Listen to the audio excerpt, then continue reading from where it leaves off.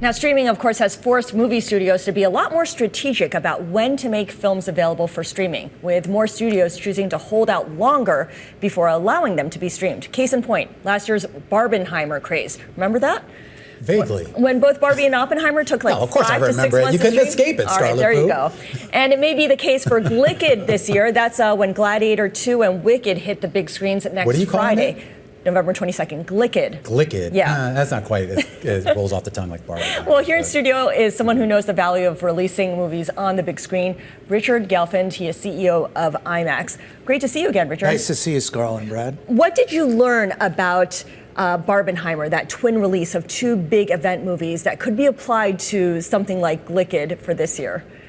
I don't like the Glicked thing. So Yeah, thank you. Thank you. Not going there. Not a fan. I think if you find movies that appeal to different audiences, you can play them at the same time, and each could find a really large audience. As you know, Barbie did well over $1 billion, and Oppenheimer did close to $1 billion, and audiences loved it and got people in a movie-going habit. I think the movies coming out this year are similarly complementary. So Gladiator is a big spectacle movie. Yes. We're going to show a lot of it in IMAX on the IMAX screen.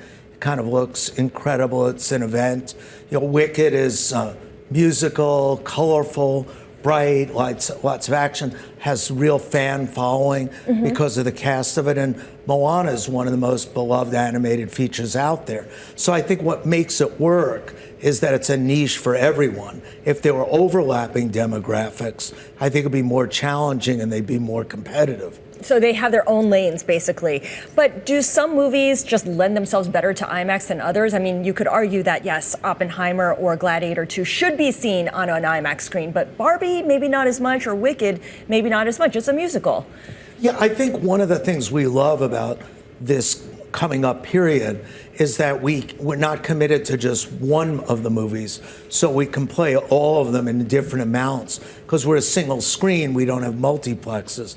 So we're going to lean very heavily into Gladiator on the opening weekend because of what we said, the scope and the scale and the experience. The pageantry. But I think Wicked's going to have a tremendous fan following, and I think the color of it and the music and that'll be on IMAX too? That'll be IMAX too. Yep. And Moana's going to be IMAX too the following weekend, Thanksgiving weekend. So I hate to say it, but in a way it's an embarrassment of riches, because also if one of them doesn't quite live up to the expectations, you're not out of luck. You can just switch your programming and go to some of the others. Well, speaking of an embarrassment of riches, there was a lot of talk, of course, about the dearth of available content coming out, of course, the pandemic and then the writer's strike and the director's strike and everything else. That seems to have been resolved. Look ahead to next year. I mean, what's that slate looking like in terms of volume of productions that are going to come out, and more importantly, that are coming straight to the first to the theater? Yeah, I think this period is really, and followed afterwards by Mufasa from Disney, is really the on-ramp. That's the Lion King for story, right, the prequel, is the on-ramp for 2025. And 2025 has an incredible slate among the movies, and I apologize for leaving it, many off the list, are Avatar at the end of the year. Mission Impossible, Superman, F1. Formula One, we have very high expectations for this. I think 2 or 3 Marvel movies coming out this year.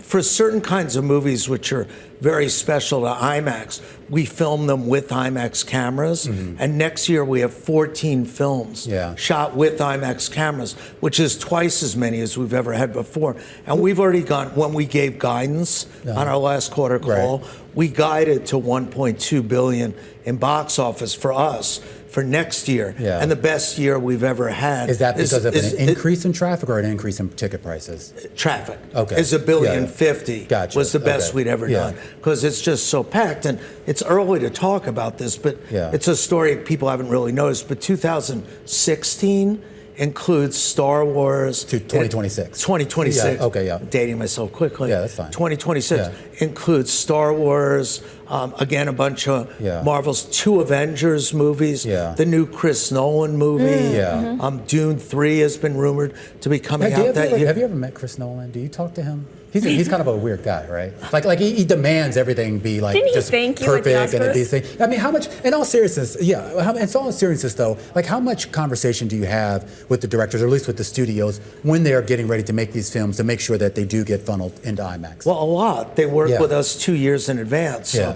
Chris's movie in 26, we started talking to him about 6 months ago. Yeah. And I know Chris for 25 years, Yeah. and I consider him a friend. Okay. And by the way, he's a great person in addition to some of the And he's big- a friend. Very much so. So can you do something for me? Yes. Because I love him. I love his movie. Okay. Tell him he's got to do something about the volume on those movies. Loud? No, it's the exact opposite. It's Not loud always enough. too low. You can't hear people talking. By the way, he does that intentionally? He does it intentionally. I know. Sorry to tell you that. That's an It's his opportunity art. then for Okay. you know? But I want to tell you one quick story. He's Yeah. such a good person and friend that the night before this year's Oscars, when he was up for Oppenheimer, we have a tradition of having dinner together. I said, look, this is your year, Chris. Go with your kids. Go with your mother. He said, nope, we've been doing it forever. We're going to do it again. Oh, So wow. he's really a loyal friend. Or superstitious. Yeah, I don't take it that way, but you can. No, I don't mean it like that.